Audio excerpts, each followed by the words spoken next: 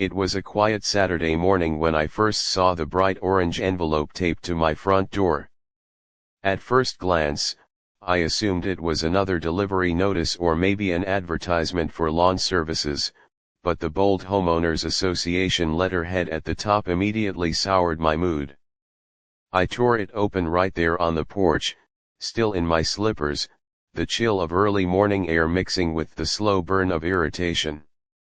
The letter was polite in the fakest way possible, full of phrases like courtesy notice, community standards, and continued violations. But what caught my eye was the line written in capital letters near the bottom: excessive vehicle storage on property, additional fees assessed. I read it twice, thinking I'd misunderstood. Fees for what? I stepped out onto the driveway, coffee mug in hand, scanning the row of cars parked neatly in front of my house. There were 6 in total, not counting the 2 inside the garage. Every single one was registered, insured, and perfectly legal to be there. I chuckled bitterly, shaking my head. This had to be a mistake. Maybe they confused my house with someone else's. I'd had my fair share of petty letters from the HOA before: warnings about my trash cans being visible for too long after pickup, a fine because my grass was slightly overgrown after 3 days of rain, but this was new.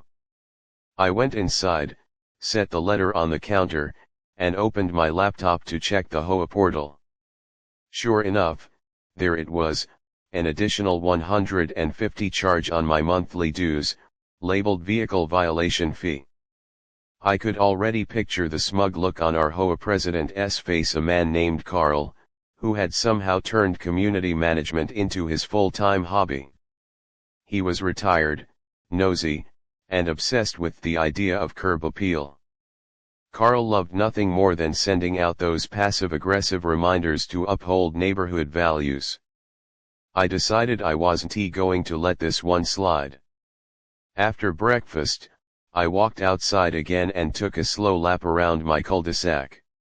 Every single car parked in front of my properties was mine, or at least registered under one of the LLCs I used for the homes I rented out. See, what the HOA didn't know was that over the years, I'd quietly bought up almost every house on the block. It started as a small investment. I bought my first rental after a neighbor moved away, but one by one, more people sold, and I kept buying. Now, out of the 12 houses in our HOA, I owned 9.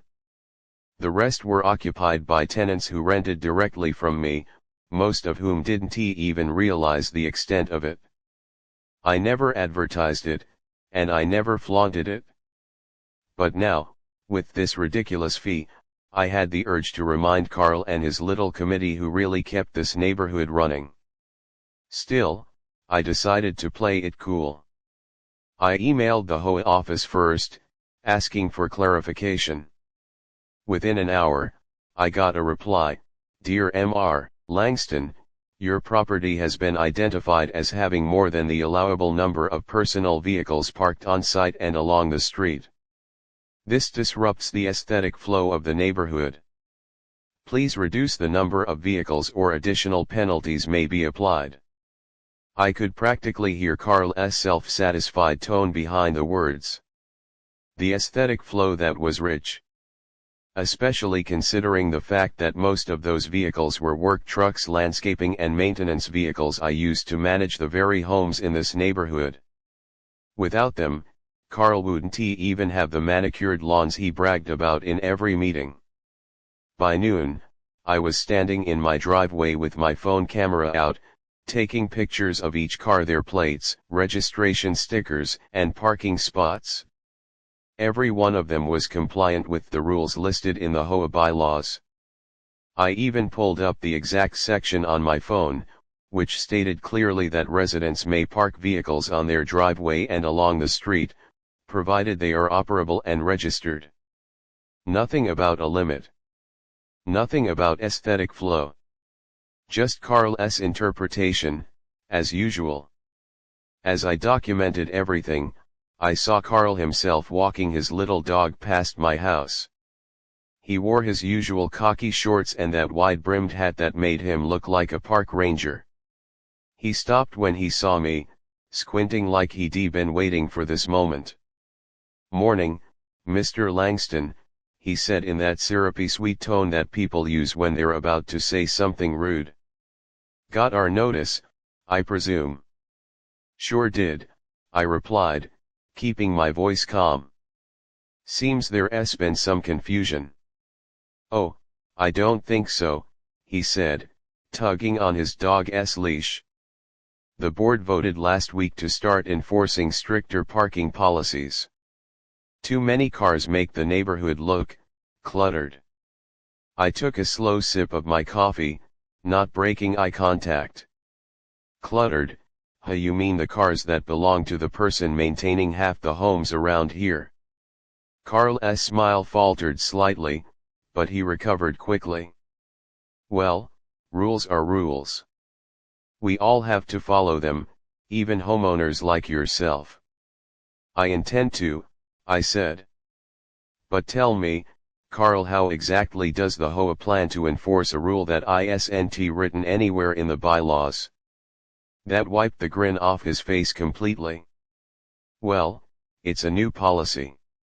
We're drafting an amendment." "Without a community vote?" I asked. He didn't answer that one. He just cleared his throat and muttered something about the next meeting before walking off. His little dog yapped twice, like it was echoing his frustration. I watched him go, feeling the irritation melt into amusement. The audacity of this man was almost impressive. He'd gone out of his way to find me, thinking I was just another homeowner who'd roll over and pay. He had no idea that his little crusade was about to backfire in a way he couldn't imagine. That evening, I sat down at my desk with a glass of whiskey and started drafting my response. I kept it professional, no sarcasm, no threats, just facts. I cited the HOA's own bylaws, attached the photos I'd taken, and requested that the vehicle violation fee be removed immediately. But I didn't stop there. I also included copies of the property records showing ownership of every house I owned within the HOA boundaries. I highlighted them neatly, adding a simple line at the bottom: "As the primary property owner representing the majority of this community, I look forward to discussing this matter further at the next board meeting." Before I hit send, I couldn't help but smile. I knew exactly what was going to happen next. Carl would see that email, call an emergency board session, and panic when he realized I had voting power over nearly every decision they made. The same rules he tried to use against me were about to become my greatest weapon. As I turned off my desk lamp, I glanced out the window at the street lined with cars, my properties, my investments. The neighborhood was quiet, peaceful, almost too perfect. They wanted to fine me for having too many cars, fine. Let's see how they handle finding out that the man they were trying to punish was, in fact, the one keeping their precious community alive. The letter on my counter had started as an annoyance, but by the end of that night, it had turned into an opportunity. The HOA had just picked the wrong homeowner to mess with. The HOA meeting was scheduled for Thursday evening at 7 o'clock sharp, and by the time I walked into the clubhouse, the air already felt thick with tension. The room smelled faintly of coffee and printer ink, with the usual stack of agenda papers laid neatly on the folding tables.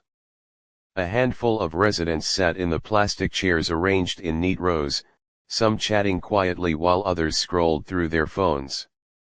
At the front sat the board members, Carl, of course, in his usual position dead center, flanked by two other committee members who looked more like reluctant volunteers than enthusiastic leaders. I'd been to enough of these meetings to know the routine.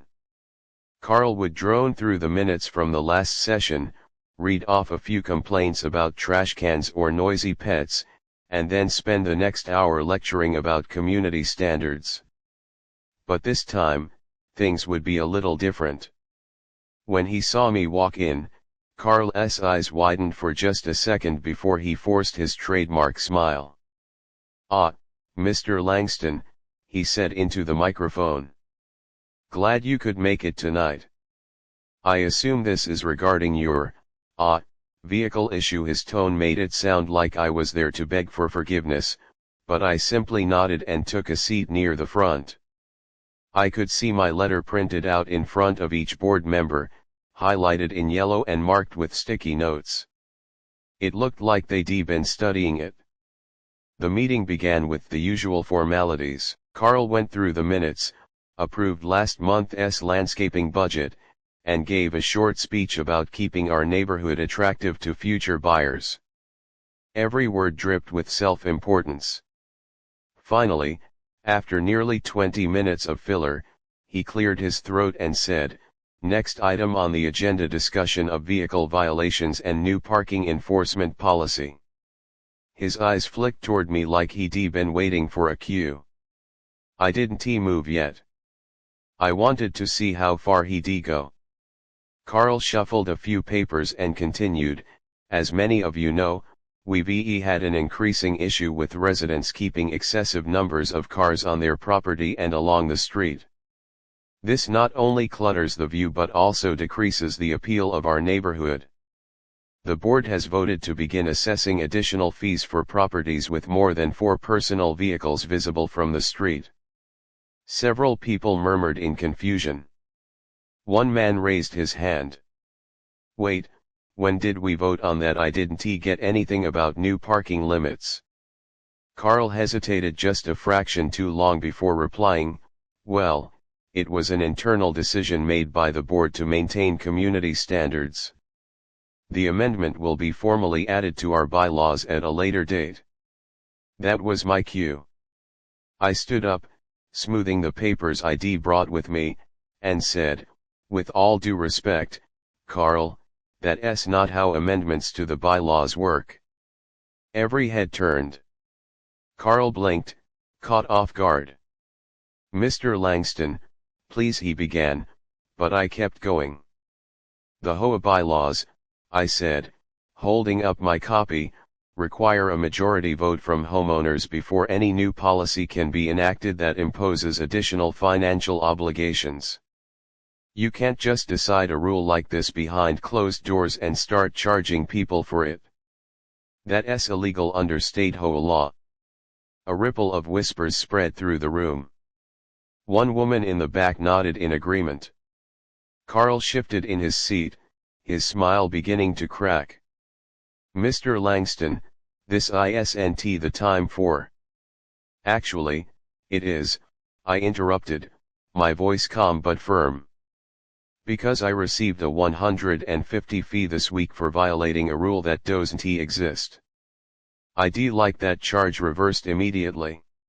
Carl's jaw tightened. "The board stands by its decision," he said, forcing authority into his tone. "You have more vehicles than any other homeowner in this community. It's unreasonable. And all of them are registered, operational, and legally parked," I said, cutting him off again. "I have documentation to prove it." I pulled out my folder and began passing copies of the photos I'd taken down the row of board members. "Here's every vehicle, license plate, and registration. All compliant. If you're going to fine me for obeying the rules, then you're the one violating the bylaws." The woman next to Carl looked through the papers, frowning slightly. "He's right, Carl," she said. "There's nothing in here that limits the number of cars. It just says they have to be operational." Carl shot her a look, but she shrugged. I could see the frustration bubbling beneath his calm facade. He wasn't used to being challenged, especially not in front of an audience. I leaned forward slightly, resting my hands on the table between us. "While we're at it," I said evenly, "I'd like to discuss the fact that your decision was made without notifying the majority of homeowners. That's a violation of Section 4.2 of the HOA Charter." Carl's lips pressed into a thin line. "I think we can table this discussion for now," he said quickly. "Oh, I'm not finished," I said. "Because this doesn't just affect me. It affects every property owner in this neighborhood." I paused for effect, then added, "And since I happen to be the majority property owner, I think it's worth clarifying exactly who gets to decide what happens here." That got everyone's attention. Carl frowned, confused. "What do you mean, majority property owner?" I smiled slightly and pulled out a neatly stapled packet. "Here are copies of the property records from the county assessor's office," I said, handing them over. "As you can see, I currently hold the deed to 9 of the 12 homes in this HOA. Which, by the association's own rules, gives me the controlling vote on all matters requiring homeowner approval." The room went dead silent. Carl's mouth actually fell open. One of the other board members muttered, "Is that real?" and began flipping through the pages in disbelief. "It's real," I said calmly. "And I have no problem supporting fair, community-driven policies. But I do have a problem with arbitrary fees invented out of thin air because someone doesn't like how my driveway looks." Carl's face turned a shade darker. You can't just." "Actually," I said quietly, "I can. And I will. Effective immediately, I'm calling for a motion to remove the new parking policy from enforcement consideration until a proper homeowner vote can be conducted." The woman on Carl's right hesitated, then raised her hand. "I second that motion," she said softly. Carl looked like he might explode, but he couldn't stop it. The other board member, looking distinctly uncomfortable, raised his hand too. The vote passed 2-1. Just like that, the new policy was dead. I leaned back, folding my arms. "Thank you," I said simply. "And while we're discussing transparency, I'll be reviewing last quarter's budget as well. I'd like to make sure all those landscaping expenses are properly accounted for." Carl glared at me, but there was nothing he could say. He mumbled something about moving on to the next agenda item, his voice shaky, his confidence gone. The rest of the meeting limped along, but everyone in that room knew what had just happened. The man who tried to find me had just lost control of the board and he knew it. When the meeting finally adjourned, a few neighbors approached me on the way out. Some shook my hand, others just nodded in quiet approval. One man whispered, "About time someone stood up to him." I smiled and thanked them, keeping my tone polite. This wasn't about revenge, not yet. But it felt good to let Carl know that he wasn't the king of this little neighborhood kingdom anymore. As I stepped outside into the cool night air, I looked down the quiet street lined with houses, my houses, and the cars parked neatly in front of them. The same cars that had sparked this entire ordeal. The HOA had tried to push me around with bogus rules and empty authority. Now they knew exactly who they were dealing with. And as far as I was concerned, the real meeting was just getting started. The next morning felt different. The sun rose over the neighborhood with that same quiet suburban calm, but beneath the stillness, there was a tension you could almost taste. I knew word had already spread about the meeting. News traveled fast here, especially when it embarrassed someone like Carl. He'd spent years ruling this community like a small-town mayor, and now everyone knew he'd been outmaneuvered. I wasn't gloating, not outwardly, but I'd be lying if I said it didn't feel satisfying.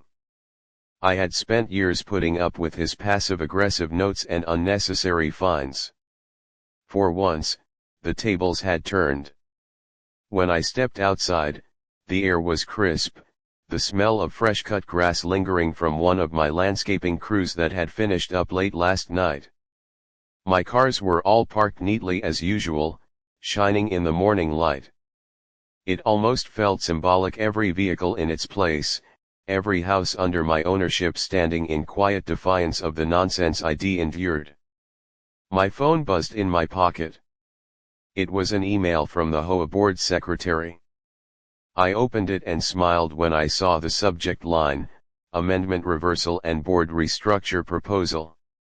It seemed Carl's empire was beginning to crumble faster than I expected.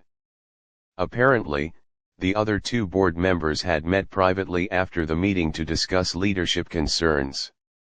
In polite terms, that meant they were tired of Carl's attitude and his misuse of power. They wanted me to step in as interim treasurer, given my stake in the community. I didn't even need to think twice before agreeing. It was exactly the leverage I needed. Within a day, I had access to the HOA's financial statements, expense reports, and all the petty details Carl had hidden behind bureaucratic walls for years. It was worse than I expected. I spent the afternoon at my desk combing through spreadsheets and PDFs, each one revealing a new level of carelessness. Over-budget lawn maintenance contracts awarded to one of Carl's friends. Questionable miscellaneous fees charged to the residence fund. Even a few personal reimbursements for travel expenses that clearly had nothing to do with HOA business. The man had been using the association's money like his personal piggy bank. I printed everything, highlighting every suspicious line, and organized it into a clean, simple folder. I wasn't planning to ruin him, at least not publicly, but I did intend to make sure he never had this kind of power again. As I looked over the documents, I couldn't help but think back to how all this had started. A single fee. A petty notice about cars in my driveway. It was almost absurd that such a small act of arrogance had unraveled an entire system built on control and intimidation. That evening, I walked down the street just as the sun dipped behind the trees. The lights were coming on in each houses that, for the most part, I owned. It wasn't just real estate to me anymore. It was leverage, and it was protection. My tenants waved as I passed, a couple of them even thanked me for whatever you said at that meeting. I didn't tell them the details, just smiled and said things were being taken care of. They didn't need to know that the HOA, the same one that once threatened to tow their cars or fine them for leaving garbage cans out, was now entirely dependent on the man they tried to penalize. When I got back home, I found Carl waiting on my front porch.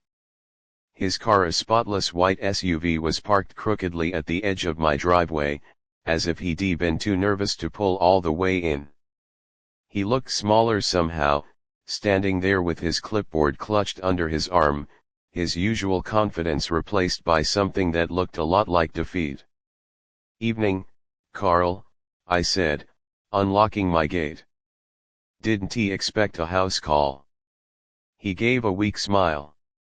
"Just thought we should clear the air," he said. "Things got heated at the meeting."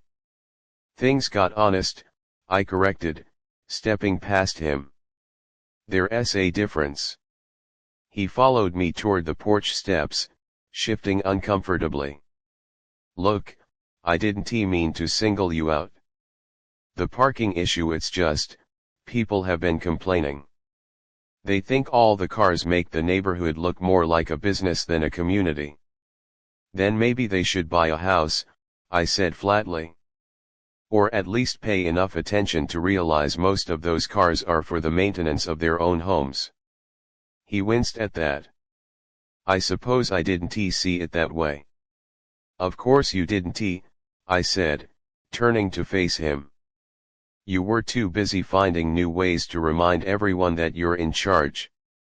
But here's the thing, Carl, leadership isn't about control. It's about responsibility. And from what I've seen in those HOA records, you've been very irresponsible." His eyes flickered with panic. "You went through the records." "They were handed to me by the board," I said. Transparency, remember. He rubbed his temple, sighing heavily. Look, I admit I've made some mistakes. Maybe I overstepped with the fees, and maybe I wasn't as transparent as I should been. But you can't just come in and take over everything. This community needs structure. It needs someone who actually owns it, I interrupted, my voice low but steady. Someone who understands that this isn't about appearances or petty fines. It's about value. I've invested in this neighborhood, Carl, literally and figuratively. You were treating it like your personal stage. He didn't argue. He just stared at the ground, shoulders slumped. For a moment, I almost felt sorry for him. Almost.